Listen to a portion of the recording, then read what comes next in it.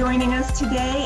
It's Karen Wright with Berkshire Hathaway, real estate agent in Wichita, Kansas, and I've got our guest on today is JC Castaneda with AMCAP Home Loans. Thank you for being with us here today. Thank you for having me, Karen. Great. Well, we definitely appreciate the information we're going to get. So, and really, I'm doing this so my buyers can get an idea of what it's about working with a lender, how that helps them purchase a home, what kind of, programs, what do they need to know that they need to bring to the table. So all about my home buyers, trying to gather as much information about lending and what they need to kind of be on the lookout for is the stuff, I'd like to be asking you and go over a little bit of everything. And we'll just start with some overviews and then go into more specifics as we go along, if that's okay with you. Okay. Well, first of all, absolutely. Why don't you give us a little bit of your background of how long you've been in the industry and go from there. Well, so I've been in the industry for about 20 years now, and long time, so since about 2000, and obviously went through the good and the bad of this industry, and it just seems to be a really good, there are cycles, of course, and when you go through the bad, you learn about all the things that can go bad, and obviously the end goal is to get people into homes, and how do we do that? It's and that's what we because there's not only me, I have a team behind me. There's about 7 of us total that we work very, very hard at trying to structure loans and trying to get people into homes because situations are different for everyone. Not everybody is cut from the same mold. But it's a lot of fun. It's like putting a puzzle together, it's a lot of fun, and we come up with bits and pieces, and obviously at the end of the day, putting the puzzle together is it's a good feeling. Great. Yeah, definitely. As we know in the home industry, every situation is different. Every sale is different. Every buyer is different. So let's talk about a first-time home buyer to start with. What is something they need to know? I mean, as far as like what kind of programs, what do they need to bring to the table? What kind of documents? How would you start approaching and talking to a first-time home buyer?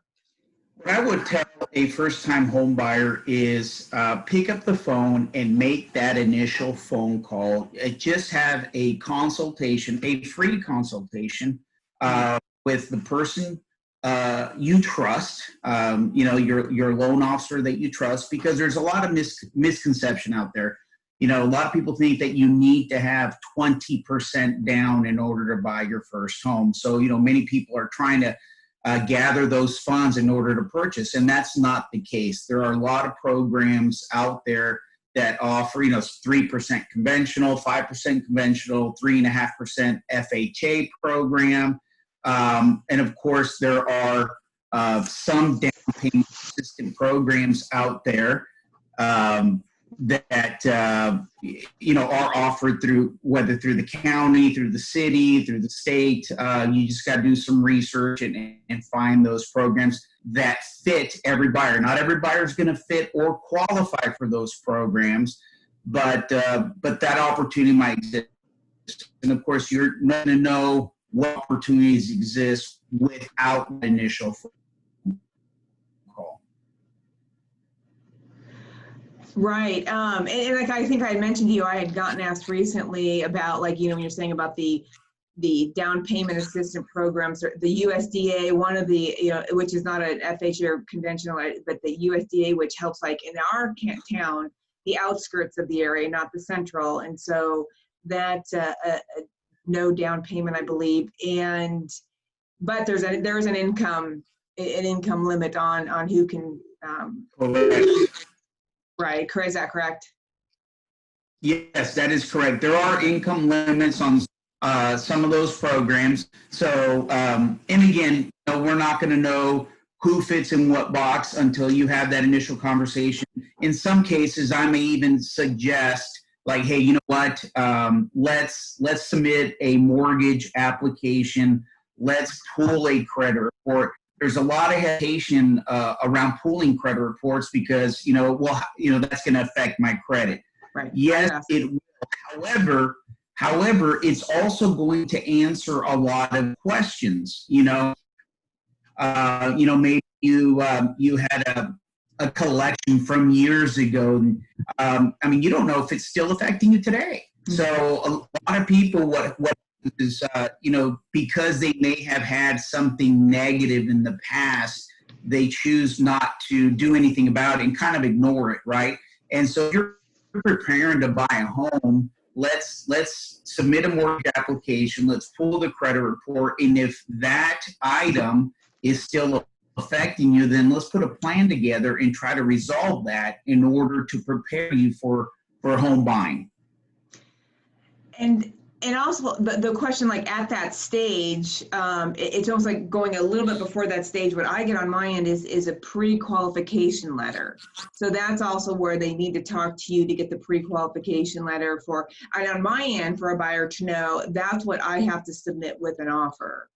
And to make sure but the pre-qualification that they can afford this level house at this dollar amount, with this down payment. And that's and that's where I got, like I said, I was talking to another first-time home buyer recently, and it was trying to figure out the cost of what kind of house can she afford based on, they just got married, their income together. So, and I was like, well, let's talk, first kind of work you through to get the pre-qual, where I think with you, they have to submit that online application to kind of start working toward that. And from an agent perspective, I need like I said, just the income range, or not the income, the house range of the price that they can afford. So that's where I'm really trying to get the buyers to go to the lender to get their, information squared away, so it gets us rocking and rolling, so to speak. Right. And that's one of the other reasons why I would suggest taking an application, pulling that credit report, because interest rates are heavily based on credit scores. So, it may be somebody who has a 6 credit score, but they're available to get a better rate, 660 credit score. That is going to give them more buying power, So what we try to do is like, hey, you know what? You're only a few points from getting a rate break or a lower rate. So why don't we try to work on paying off a credit card, or correcting that late payment from years ago, or whatever the case may be. Whatever's going to increase your credit scores, because again, the higher the credit score, the better the rate, the more buying power they will have. Do you do any of that credit fixing that I hear about? So credit repair type of stuff, or? We do not offer credit repair. However, being in the business for as long as we have, we will make suggestions as to what they have. A software program that says, it's called the what if scenario, that they'll tell you, hey, this off, your credit score will increase by so much. So another, okay, you're breaking up a little bit there, but another question I have is closing costs. I always get the question is how much closing costs are going to be in there, and can you kind of give a little bit of scoop on that? Yes. So closing costs will always consist of third-party fees, right? Every transaction requires title insurance. Every transaction is going to have a lender fee. You're going to have an appraisal, because you have to get the home appraised in order for the bank to lend on that home. They want to make sure that the $250,000 house is worth $250,000. Right. You will also have escrows. So escrows are your property taxes and your homeowner's insurance that will be collected on your behalf, so the buyer's behalf, in order for the lender to pay their property taxes and their insurance in the future. So, so talking about closing costs, typically, let's just say your insurance premium is $150 a month, and the lender is going to collect 15 months of insurance premium, so $1,500. And the reason they do that is so they can pay the 1 year premium up front, and in addition to that, they will have months of escrows put into an escrow account. So when the premium is up again next year, the lender will pay it on the behalf, the owner's behalf. So, and the reason I mentioned that, why is that so important? Because at $50 times 15 months, actually at $2,250, that's going to be collected as part of those closing costs. But again, it's collected on the buyer's behalf. So it's not necessarily a fee, part of the cost when you come to the closing table, but that's being utilized to pay insurance. And that was homeowners insurance. And of course, then there's property taxes that will also be collected on behalf of the buyer. Okay. What are some items that the buyer will need to bring to you, like a W-2, and just what are the various things they need to collect and kind of have organized and gathered before meeting with the lender? Okay. So obviously, we usually send out a list of documents that consists of, driver's license, social security card, 2 years W-2, 30 days of pay stubs, 2 months bank statements, and any other income they may be receiving that we can use towards the purchase of the home. Maybe they're receiving child support, maybe they're receiving Social Security. Maybe they're a veteran and they're receiving this disability income. So there's a lot of ways, or a lot of things that we need to collect up front. Obviously, if someone says, hey, you know what, I make $5,000 a month. Okay, great. That's awesome. Now we need to verify that. So we just need documentation to verify their income. Great. Okay. Good information. And I think you went over this already, but sorry about that. I think you went over this already, but just I want to reiterate that down payments, because I get asked this question a lot from buyers. But more so first-time home buyers, someone's bought a second or third home, kind of know maybe what their down payment is going to be. But just when we're looking at FHA, VA, conventional, what can you just kind of go over that one more time as far as what kind of down payment they will need? Let's talk minimums, of course.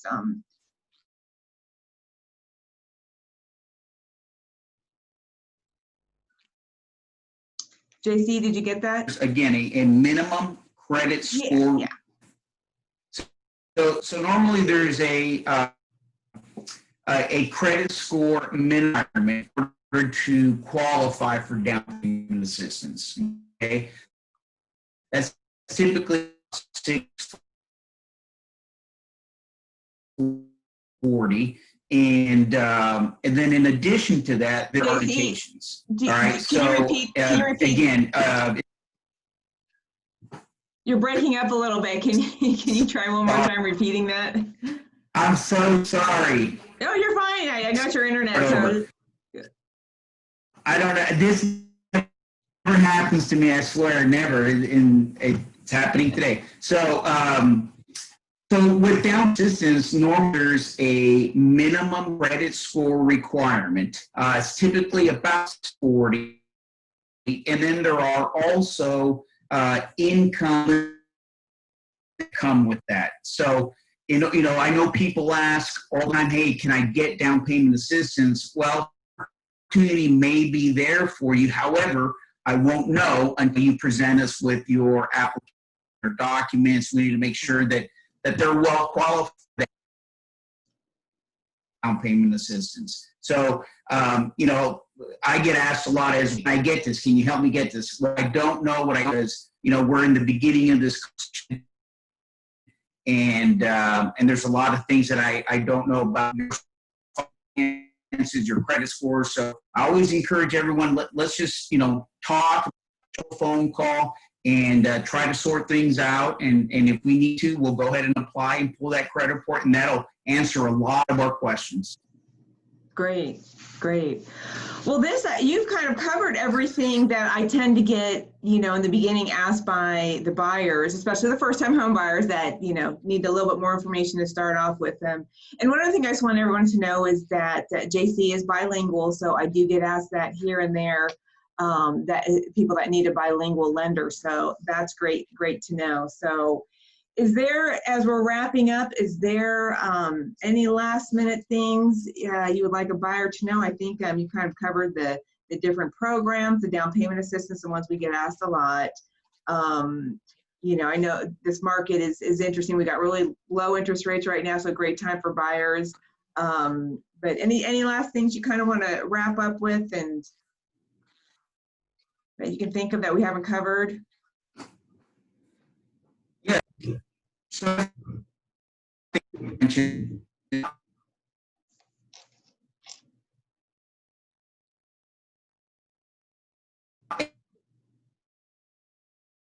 emphasize enough phone call. Number one, it's free. Hablo español. My team is bilingual, so the end is very, very smooth. Great.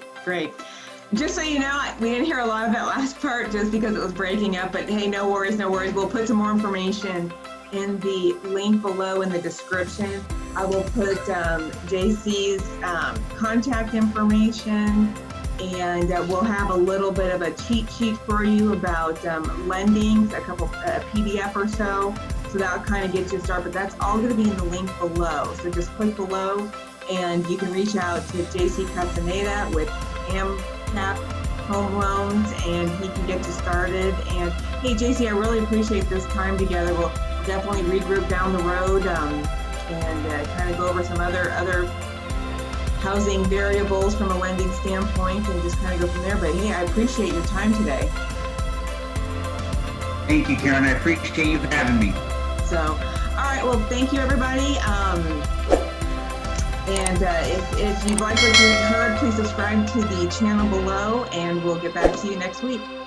Take care.